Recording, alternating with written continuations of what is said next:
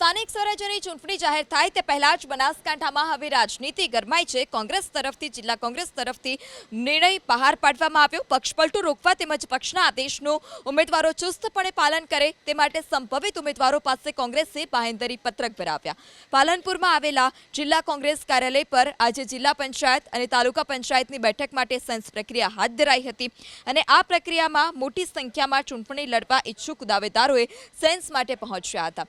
જિલ્લા અને તાલુકા પંચાયતની ચૂંટણી લડવા ઈચ્છુક દાવેદારો માટે આ વખતે કોંગ્રેસે બાહેંધરી પત્રક ભરાવવાનું નક્કી કર્યું છે।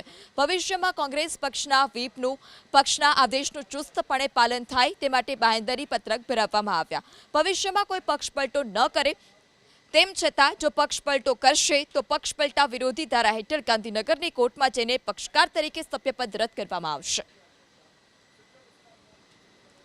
તો બનાસકાંઠા જિલ્લામાં ચૂંટણી લડવા ઈચ્છુક દાવેદારો પાસે કોંગ્રેસની બાહેંધરી પત્રક ભરાવવાની રણનીતિ, ત્યારે આ જ મુદ્દે પ્રદેશ ભાજપે કોંગ્રેસની ખીલ્લી ઉડાવવાનો મોકો ન છોડ્યો। મુખ્ય પ્રવક્તા ડોક્ટર અનિલ પટેલે સમગ્ર ઘટનાને હાસ્યાસ્પદ ગણાવતા કહ્યું કે કોંગ્રેસને ઉમેદવારો નથી મળતા અને આવા બાહેંધરી પત્રકો ભરાવીને કોંગ્રેસને પોતાના જ ઉમેદવાર પર વિશ્વાસ નથી તો પછી જનતા કેવી રીતે કોંગ્રેસ પર ભરોસો મૂકશે।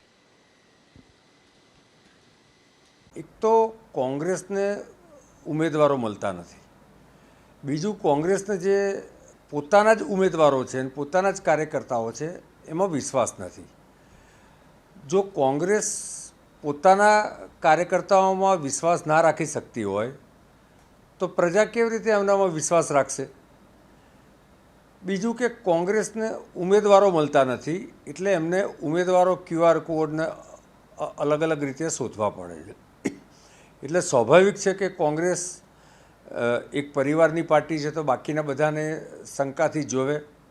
બીજું મેં જે વાંચ્યું એ પ્રમાણે ઉમેદવારી પત્ર મારું રદ થશે જીત્યા પછી ને આપોઆપ રાજીનામું ગણાશે, તો આવા કોઈ ચૂંટણી પંચના તો નિયમો નથી એટલે લોકોને પણ ગેરમાર્ગે દોરે છે।